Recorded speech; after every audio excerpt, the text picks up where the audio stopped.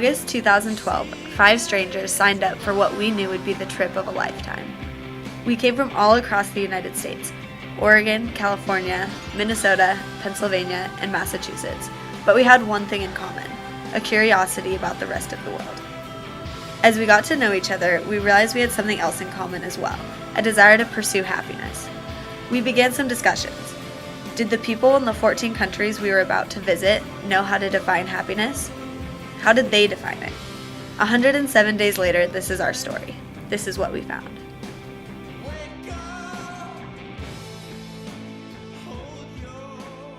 Get this out. Okay, Radio fam.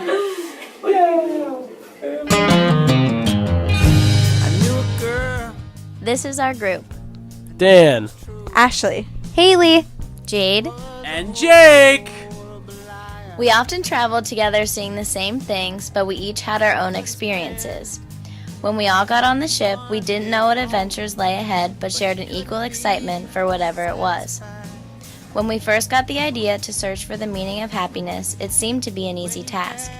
When we stopped and asked ourselves some questions about it, we found it a harder topic than we expected. What is your definition of happiness? The definition of happiness. It's a really hard question. Yes.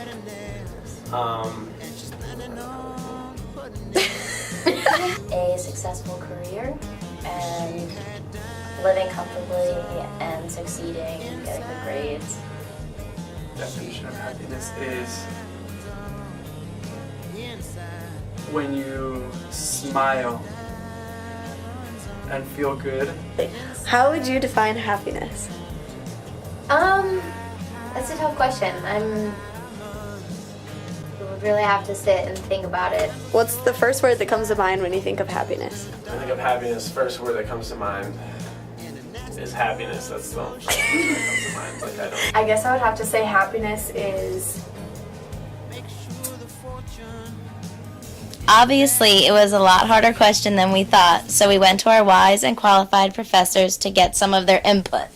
Happiness is fleeting. Happiness is something that's there and it's gone. Happiness is something that when it's there you wish you could hold on to it, but you learn that you cannot. And happiness is something that's very, it's exquisite when it happens. And when you can bring that to other people, it's even more exquisite. It's a gift. That word is abstract for everybody. So my next question is always like, well, what is it? What would it look like for you to be happy? And people have different answers for that word. I mean, all across the board. But I think for the most part, you're right. I mean, we're pack animals, so we want to be with other people. And I think, you know, if you're happy and other people are happy around you, that kind of builds on itself. And if you look at cross-cultural research on happiness, relationships are number one. Our experiences with others predict people's levels of happiness better than any other single variable. And in a sense, you know, I think if you were to look at indicators of happiness, you have relationships, and then beneath that you have experiences, and then beneath that you have maybe, you know, material things that might create opportunities for experiences and relationships. Happiness was just outside my window. Would it crash, blowing 80 miles an hour? We began our journey to further investigate our questions about happiness, wondering what the world had to say on the matter.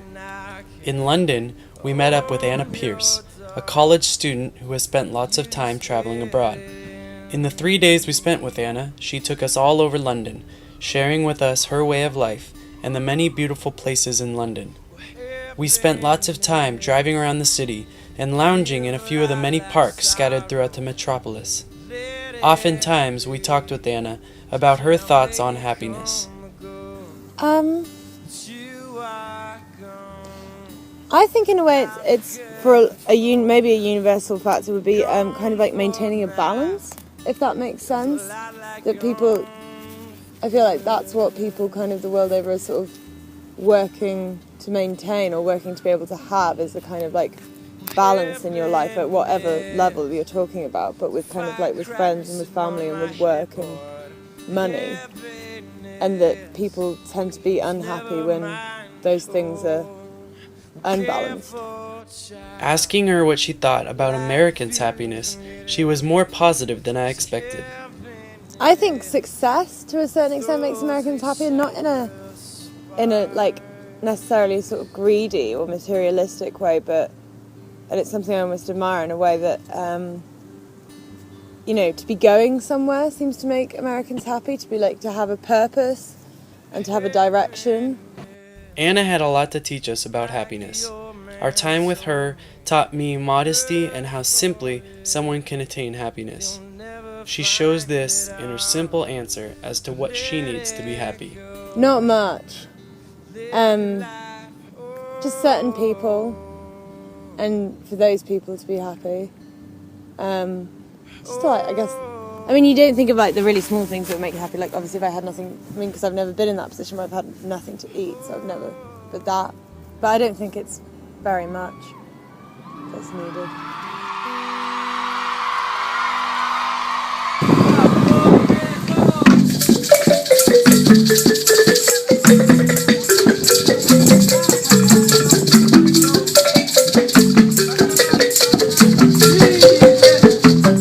Beatty and Kofi are co-directors of the Road Foundation in Awarabong, Ghana. 5 hours outside of Accra, only accessible along a bumpy dirt road, this foundation provides nearby communities with access to basic medical treatments, facilities, and care. Beatty and Kofi have become prominent figures in the village for their dedication to the clinic and their compassion for the people of Awarabong. After spending 3 days getting to know them, we sat down and talked with Beatty about his thoughts and opinions on happiness. Happiness is absence of worries, troubles, and above all, when you are content with what you have. So contentment is key to happiness, in my opinion. During our stay, we were immersed into the culture and lifestyles of the rural villagers. There was no electricity, no running water, and little established infrastructure throughout the area. We toured their farmland, where cassava, cocoa, pineapple, and maize are cultivated. We shared a special meal with the chief, his wife, and many of the teachers at the local school, and discussed future developmental plans and projects for the village. Beatty and Kofi were our liaisons along the way, and it became clear to us just how vital and integral their role is in the community.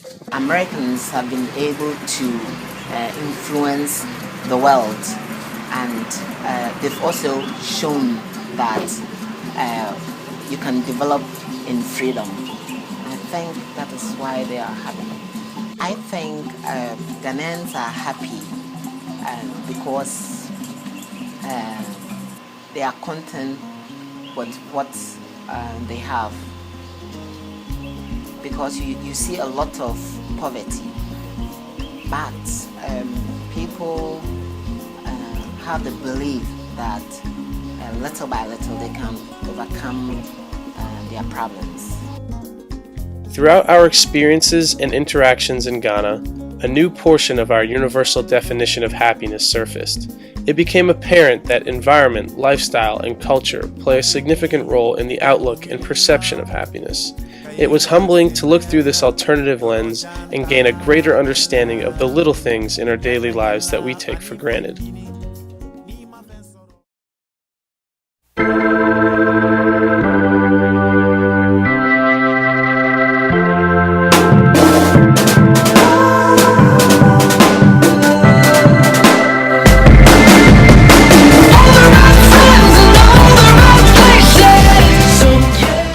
A 31-year-old Brazilian man who was born and raised in the favelas of Rio de Janeiro. He has a wife, daughter, and a successful career. Edison works for a tour company and gives tours in English of the favela he lives in. He speaks 3 languages, English, Portuguese, and Spanish. While speaking with Edison, we were curious and wanted to hear his thoughts on happiness and what happiness means to him. My daughter, she's my happiness. So it's my material happiness, I have to say. It's material, my happiness in the physical happiness, I have to say. She's everything. She's my happiness. Some people say, oh, Edson, what do you do? In Portuguese, I say, se eu dividir, eu ganho mais. If I share, I earn more. So what did we learn from Edison? That family and friends are key to all happiness. His daughter is his physical happiness and she is his everything. This is something that we found on every continent that we explored. No matter where you go, it's all about the people. The rain, my mom said, Edson, it's raining. I said, oh, okay. We stay with the underwear, we start to dance in the rain. Jump in the rain. Amazing. Drawing water in each water. That's amazing. I did that once with my daughter. She said, are you crazy, Dad? I said, no, I'm happy. Happiness is a person doing what they want to do. Many people in life just fit into a certain category because that's all they have, right? But imagine a world where anyone just has a whim and they can follow that whim. And they can just do that whim forever. And money isn't an issue, nothing's an issue. That is happiness. Have my family happy and my friends happy and everyone around me happy, and then I will be happy. Contentment. Oh jeez. Contentment, yeah. Que todo solamente hubiera una lengua. Have happiness. Happiness is a chemical reaction. In fact, I like farming. So whenever I go to farm, it makes me, I sow my crops, my corns, my sweet potatoes. It makes me happy. Yeah. Sí, la felicidad en sentido literal creo que no sé si existe. Uno puede ser feliz con las cosas que tiene, obviamente, pero la felicidad en sentido absoluto creo que no existe. Pero creo que sí, que con las herramientas que uno tiene y uno predispone, creo que puede ser feliz siempre y cuando teniendo en cuenta su independencia intelectual. It's like the John Lennon quote of, life is what happens when you're busy planning other things, right? And so much of our time is spent being future-oriented like that. We often think we know best, but in a sense, happiness, I think, often comes unexpectedly. It's more spontaneous. It's a state of mind and a state of being, and we're not very good at predicting it.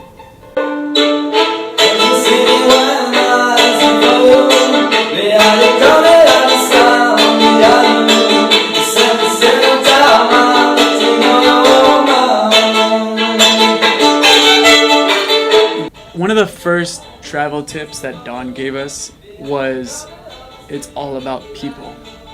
And when I heard that, it totally, I thought I'd heard that before and I thought I knew what that meant. And so I kind of just blew it off and was kind of like, yeah, okay, we already know that one. That's a stupid travel tip. But as I've gone on, that tip has kind of become more and more meaningful. And so to me, happiness has kind of come together with the meaning of life, like I said. And I think that it's really about meeting as many people as you can and enjoying every moment that you possibly can as well. After traveling around the world, my definition of happiness has changed quite a bit. I've kind of learned that it's all about the people you surround yourself with. I'm really ready to just live and kind of explore the rest of the world instead of just doing exactly what I'm expected to do. I've learned that it's about living in the moment and enjoying who you're with at that time and not having any other care in the world because it really doesn't matter. For me to define happiness, it would definitely be number one, my family and the people that I surround myself with. I think that your friends and the experiences that you're doing is everything. Living in the moment that you're in, it defines happiness. Before it was plan and time, don't waste your time, but are we really wasting our time? No, because we're with the people that we love to be with, and our friends are the most important thing, and our family. So we're not wasting time when we're sitting and eating dinner. Like, we're taking that time and really appreciating being with each other. Happiness is often interconnected and even sometimes dependent on the happiness and well-being of others. And I think that, even whether it's your family or your friends that you're sharing an experience with, or even just a random person who's, having a good time at the same time as you, I think that often dictates and defines sort of happiness. So I would say happiness is freedom. It's my friends, it's my family, and I know on several occasions on this trip I've looked around myself and just been like, there's nowhere else in the world I would rather be than right here, like right now with these people.